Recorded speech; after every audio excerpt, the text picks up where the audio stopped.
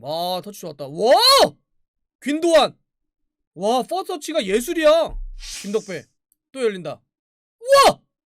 와, 라인 깨는 거 봐지. 크로스 미쳤네, 진짜. 오, 와! 없어!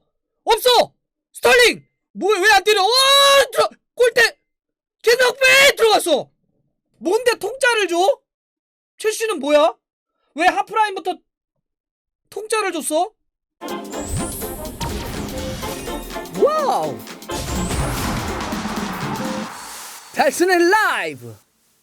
아, 이거 첼시 어떻게 해야 되나요? 첼시가 상당히 좀 심각한 상황으로 빠져들고 있습니다. 최근 프리미어리그 6경기에서 단 1승밖에 거두지 못하는 최악의 상황입니다. 1승 1무 4패. 순위도 상당히 좀 내려가게 됐는데요. 지난 새벽만 보자면 첼시는 그야말로 망한 것이 아니냐 할 정도로 경기력이 좋지 않았습니다. 결과도 그랬고요. 뭐 나중에 이제 분위기 반전을 첼시가 워낙 이번 시즌이 막 요동치니까 라운드별로 끌어올릴지 모르겠지만 어쨌든 지난 새벽 맨시티와의 경기만 놓고 보자면 내용도 결과도 모두 다 잃어버렸다 이렇게 볼 수 있을 것 같습니다. 첼시가 홈인데 홈에서 맨시티에게 1대3 완패당했습니다. 예. 홈에서 첼시가 시티에게 3골 내주면서 무너진 거는 5년 전이에요. 2016년 4월에 그렇게 홈에서 한번 진 적이 있는데 이번에 또다시 홈에서 3골 내주면서 져버렸습니다. 여러분들 이 3골이 전반전에만 다 나왔거든요. 첼시가 프리미어리그 역사에서 전반전에만 이렇게 3실점 이상을 해버린 거는 11번밖에 없었던 일입니다. 충격적이죠. 네. 그 오랜 역사에서 첼시가 전반전에만 3실점을 한 게 11번밖에 없었는데 그걸 이번에 당해버렸습니다. 어우, 맨시티는 진짜 잘하네요. 예. 최근에 모든 공식 대회 이렇게 되면 이제 맨시티는 4연승을 달리는 건데 와, 오늘 캠 데브라이너, 김덕배 그리고 필 포든 나란히 하나의 골과 하나의 어시스트 이렇게 기록을 하면서 3골에 3대1 완승을 좀 거뒀는데 내용도 그렇고 뭐 너무 좋습니다. 마무리도 그렇고 첫 골 같은 경우는 야, 균도안의 이 진짜 퍼터치 기가 막히죠? 그 18분에 들어갔는데 필 포든이 딱 내주니까 180도 턴해가지고 이렇게 확 흘려 들어가는 거 있죠. 180도 턴해가지고 김도환이 오른발로 그대로 때려가지고 뭐 첼시의 맨디 골키퍼가 뭐 손 하나 못 썼던 골 들어갔고 그다음에 21분에는 이때는 이제 진짜 김덕배 진짜 잘하더라고요. 예. 수비수 딱인데 고기도 크로스 올려가지고 라인 깨고 딱 올라가는 크로스를 이제 필 포든이 원터치로 그대로 때려가지고 또 두 번째 골. 세 번째 골이 34분에 나왔는데 사실 이거는 그 시티 입장에서는 굉장히 빠른 카운터를 통해서 스털링 골대 맞고 그거를 케빈 데브라이너가 마무리한 건데 이 장면은 뒤에서도 좀 말씀드려야 되겠지만 이거 첼시 수비가 말도 안 돼요. 네. 이 세 번째 골 같은 경우는 첼시가 프리킥 장면이었는데 프리킥을 차고 흘러나왔는데 캉테가 다시 밀어 늘려다가 그게 잘려가지고 스털링에 역습을 준 건데 근데 이게 말이 왜 안 되냐면 아니 이런 밸런스가 어딨어? 전반 이게 경기 막판에 뒤지고 있으면 뭐 골키퍼까지 다 올라가고 수비수가 다 올라왔다면 이해가 되지만 아니 전반 34분인데 자기 프리킥 얻었다고 해서 캉테가 하프라인 이쪽에 있고 뒤에 아무도 없어. 이런 밸런스가 어디 있습니까? 예. 그래가지고 이거 결국적으로 이제 세 번째 골을 실점을 했는데 이렇게 시티는 3골 전반전만 몰아치면서 3대1 이렇게 좀 넣습니다. 일단 첼시가 진짜 무기력하다 이런 생각이 들어요. 첼시가 좀 심각하다. 오늘 그 홈 경기인데 슈팅 숫자가 2배 차이가 났습니다. 첼시가 슈팅 9개, 시티가 18개, 유슈팅은 첼시가 2개, 시티가 6개. 홈과 원정이 완전히 바뀐 듯한 느낌. 물론 올 시즌은 이제 코로나 문제 때문에 홈 관중들이 많이 못 들어오다 보니까 이제 무관중 경기가 많이 치러지다 보니까 홈 이점이 예전에 비해 사라진 건 맞지만 그걸 감안하더라도 좀 그렇죠. 그런데다가 첼시로서 더 오늘 굴욕적이고 충격적인 게 뭐냐면 아니 지금 맨시티가 너무나 어려운 상황이었잖아요. 사실 시티가 지금 이게 선수단 꾸리가 진짜 어려운 상황이었거든요. 아니 코로나 문제 때문에 지금 선수하고 스텝 포함을 해서 10명이 지금 코로나 확진됐다는 거 아니에요? 오늘도 보면 골키퍼 에데르송 못 뛰었죠? 오른쪽 풀백 워커 못 뛰었죠? 공격수 제주스 못 뛰었죠? 중앙 수비수 에릭 가르시아 못 뛰었죠? 다 코로나 확진이에요. 예. 그러다 보니까 어떻게 했었냐면 이렇게 10명이나 스텝까지 코로나 문제가 걸리다 보니까 지금 프리미어리그가 교체 선수를 9명까지 둘 수 있게 해놨거든요.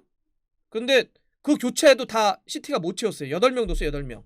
근데 그 8명도 17살짜리 2명, 18살짜리 1명, 그냥 어린 선수들 콜업해서 그냥 앉혀놨던 거예요. 그러니까 그만큼 뭐 안 되잖아요. 꾸릴 수도 없는 그런 상황이었단 말이죠. 그런데다가 오늘 선발도 보면 골키퍼 잭 스테판 같은 경우는 프리미어리그 데뷔전 치렀습니다. 이 미국 국가대표 골키퍼거든요. 아까 에데르송 코로나 확진이니까. 그 다음에 왼쪽 풀백 진첸코 같은 경우는 올 시즌 프리미어리그 첫 선발이에요. 이렇게 팀을 꾸렸는데 예, 이런 경기 내용과 이런 결과를 첼시가 맞았다는 게 이게 얼마나 좀 굴욕적입니까? 얼마나 충격적이고 홈에서. 그 다음에 전술적으로도 이거 사실 램파드 감독이 좀 비판을 좀 많이 받을 것 같은데 시티가 이렇게 어려운 상황이다 보니까 오늘 그 제로톱을 썼는데 오늘 선발 라인업 하나 보여드릴게요. 자, 이게 이제 오늘 그 첼시와 맨시티의 선발 라인업인데 그래도 첼시 한번 보세요. 첼시는 제흐까지 부상 복귀했기 때문에 대체적으로 멤버가 주력급들이 거의 다 나왔습니다. 예, 베르너를 오늘 가운데 세워놨고 뭐 지흐나 플리식 같이 다 세워놨고. 근데 이렇게 공격진을 짜놓고도 유스팅 단 2개밖에 못 때렸다는 거고. 좀 보세요. 시티 같은 경우는 진첸코, 스테판도 있고, 그 다음에 앞쪽도 보면 어이? 왜 공격수가 스털링이야? 아니면 뭐 포든, 베실바 이런 식으로 꾸렸잖아요. 이렇게 됐는데도 훨씬 더 시티가 잘했는데 제가 이제 여기서 포인트 전술적으로 문제가 많았던 게 뭐냐면 제가 일단 맨시티 공격 라인업의 히트맵을 좀 보여드릴게요. 자, 이게 맨시티인데 오늘 자 스털링부터 보여드리면 스털링의 오늘 경기의 히트맵입니다. 스털링 어때요? 예, 박스 안에서 살짝 찍긴 했지만 오른쪽으로 많이 가있죠. 스털링입니다. 자, 두 번째 베실바도 역시 오른쪽으로 많이 좀 치우쳐져 있죠. 케빈 데브라이너도 중앙이라는데 네, 상당히 또 많은 영역들을 또 움직여 있고요. 그 다음에 필포든은 왼쪽 사이드에서 이렇게 많이 뛰었단 말이에요. 자, 이 얘기는 뭐죠? 오늘 맨시티는 제주스가 코로나고 아구에로가 마지막에 교체 투입됐는데 아구에로도 역시 풀핏이 아니다 보니까 제로톱을 섰단 말이에요. 제로톱. 네. 제로톱을 섰는데 이 선수들이 끊임없이 위치를 계속 바꾸면서, 그러니까 어쩌면 전형적인 9번이 없는 시티 공격에 첼시가 3골이나 내줬다는 거고, 이렇게 지금 김덕배, 베실바, 포든, 스털링 이런 선수들이 끊임없이 계속 스위칭을 걸고 변화를 주고 계속 움직이는, 여기에 느려터진 혹은 공격과 수비 밸런스가 좋지 않았던 첼시가 3골을 실점해 버린 겁니다. 자, 이게 무슨 얘기냐? 제가 첼시가 얼마나 밸런스가 안 좋았는지 첼시의 히트맵을 하나 보여드릴게요. 첼시입니다. 첼시에 이제 누구부터 보여드릴 거냐면 지에으 한번 보죠. 자, 지에으입니다. 자, 베르너. 지에으도 베르너도 다 위쪽에서 많이 뛴 걸 알 수가 있죠. 플리식. 자, 플리식도 위쪽으로 많이 올라가 있는 걸 알 수가 있어요. 자, 마운트도 하프라인 기준으로 위로 많이 가 있죠.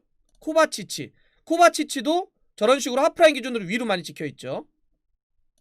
자, 캉테 볼까요? 캉테도 하프라인 기준으로 해서 수비 역할뿐만 아니라 공격적인 역할까지 다 줬어요. 자, 제가 이렇게 쭉 히트맵을 지금 보여드렸는데 미드필더 이상 포백, 골키퍼 빼놓고 다 보여드린 거거든요. 첼시의 히트맵을 지금 어때요, 느낌이? 수비 밸런스를 제대로 가져간 선수가 있어요? 첼시 선수들 중에? 없죠. 자, 다시 보여드릴게요. 베르너 공격, 지에으 공격적, 플리식 공격적, 마운트 공격적, 코바치치 공격적, 캉테마저도 공격에 대한 롤을 상당히 많이 줬습니다. 자, 그러면 이게 무슨 얘기예요? 공격과 수비 밸런스가 안 좋았다는 거죠. 누군가는 공격에 좀 좋다고 한다면 최소한 지금 제가 보여드렸던 게 수비와 골키퍼 빼놓고의 모든 선수들이 히트맵인데 누가 수비했냐고요. 그렇다고 해서 닭공도 아니잖아요. 그러면 그렇다고 해서 닭공다, 이거는 축구에서 밸런스가 상당히 중요합니다. 근데 중원이 텅텅 비어버렸잖아요. 그죠? 텅텅 비었죠. 맞아요. 그 표현이 중앙이 텅텅 비니까 그냥 공격으로만 날아가니까 캉테가 혼자 그거를 다 왔다 갔다 하기 시키니까 캉테가 이도저도 안 되게 돼버리잖아요. 나머지는 다 공격하고. 그럼 캉테만 죽는 거지 뭐.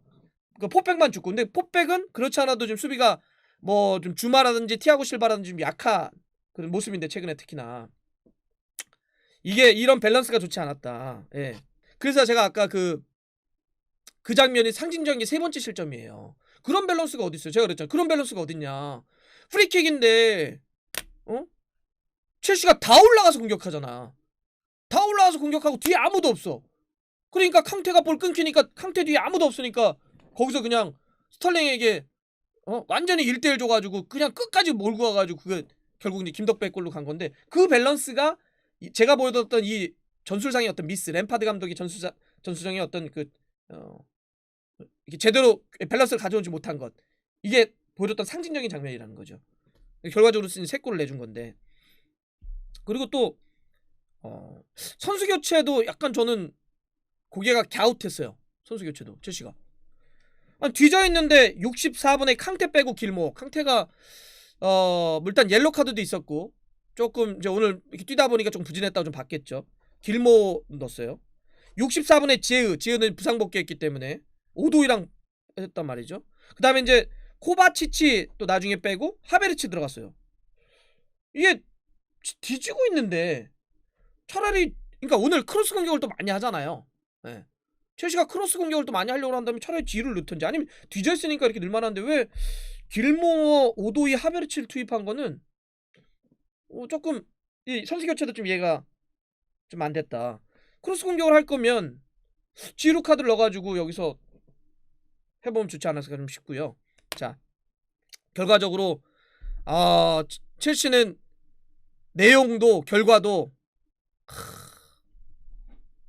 어렵네요. 어려운 상황이고 이렇게 끝나면서 야 맨시티는요 순위를 이 경기 전까지 8위였는데 3계단 올라간 5위인데 여기서 또 봐야 될 건 뭐냐면 이러면 맨시티가 29점이거든요. 그러면 4위 토트넘과 승점이 29점으로 같아요. 그런데 중요한 건 뭐냐면 다른 팀들 위에 있는 1위, 2위, 3위, 4위와 놓고 보자면 한 경기, 두 경기를 맨시티가 경기를 적게 치렀습니다. 네, 적게 치렀어요. 그러면 지금 1, 2위를 달리고 있는 리버풀과 맨유가 33점씩 지금 달리고 있잖아요. 그럼 시티하고의 승점 차가 4점밖에 되지 않는데 그런데 시티는 리버풀과 맨유와 놓고 보자면 한 경기를 덜 치렀습니다. 그런데 승점은 4점 차다? 붙은 거죠. 이건 붙은 거예요. 이건 맨시티가 선두권에 붙었다고 봐야 됩니다. 이 정도면 뭐 지금도 뭐 3강, 4강 이런 표현하는 게 좀 그러긴 해요. 왜냐하면 뭐 그러긴 하는데 여하튼 맨시티가 선두권에 붙였다. 이 표현이 좀 더 맞는 것 같고 문제는 첼시예요. 첼시가 오늘 또 지면서 승점이 26점에서 머물렀는데 그러면 이제 8위란 말이에요. 8위. 근데 지금 이 앞뒤에 있는 팀들과 놓고 보자면 첼시는 경기를 한 경기 더 혹은 빌라보다는 2경기를 더 치렀어요.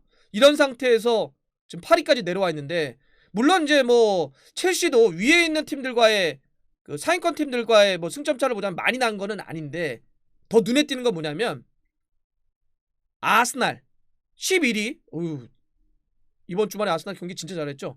아스날이 좀 치고 올라오면서 11위인데 8위 첼시와 11위 아스날의 승점차가 3점밖에 되지 않습니다. 3점. 첼시가 이제 위도 위지만 쫓아오는 팀 특히 아스날과의 승점차가 3점밖에 되지 않는다. 아스날이 사카를 중심으로 해서 진짜 막 치고 올라오잖아요. 이런 상황이 좀 됐습니다. 자 이제 정말 올 시즌 프리미어리그는 그야말로 카오스네요. 이런 혼돈이 없습니다. 진짜 경기할 때마다 순위가 하도 바뀌어가지고 막 정리하는 것도 좀 쉽지가 않은데 이제 이런 분위기가 어떻게 좀 갈지. 첼시는 주말에 FA컵 모어컴과의 경기를 하는데 이 경기 통해서 일단 모어컴이 하버리그니까 얼마큼 분위기를 좀 바꾸지 봐야 될 것 같고, 맨시티는 주중에 리그컵 4강 경기를 하게 됩니다. 맨유와 경기를 하는데 이 경기가 좀 대박될 것 같아요. 예. 맨유도 지금 프리미어리도 그렇고 상황이 되게 좋은 상황이잖아요. 시티 같은 경우는 이제 오늘 또 첼시를 잡았기 때문에 흐름을 타는데, 근데 시티가 맨유를 상대로 해서 이렇게 코로나가 많은 상황 속에서 어떤 경기를 보여줄지도 궁금하긴 합니다. 예. 주중에 리그컵 4강 이제 있고, 이번 주중에는 리그컵 4강이 그 토트넘도 있습니다. 브랜트포드와 경기하는데 재밌을 것 같아요. 자, 어떻게 될지. 첼시는 어떻게 하죠? 첼시 상황이 너무 안 좋네. 지금 그래서 램파드 감독의 경질 이런 얘기도 하시는 분들이 있는데, 당장은 그거는 좀 그럴 것 같고요. 물론 되면 투엘이나 알레그리를 얘기하신 분들도 있는데 조금 더 지켜볼 겁니다. 근데 어쨌든 첼시가 3천억이라고 하는 지난 여름에 어마어마한 돈을 쏟아부은 선수를 많이 데려왔는데, 데려온 선수들은 못하고 또 램파드 감독은 초보 감독으로서의 위기관리 능력이 좀 안 되고 이런 상황 속인데, 결과적으로 만약에 챔스 진출권에서 멀어지게 된다고 한다면 램파드 감독도 어떤 계속 있기는 쉽진 않을 거예요. 좀 위기 상황이라 볼 수 있겠는데, 첼시가 램파드 감독이 이 위기를 어떻게 탈출할 수 있을지, 네, 여러분들과 함께 지켜보겠습니다.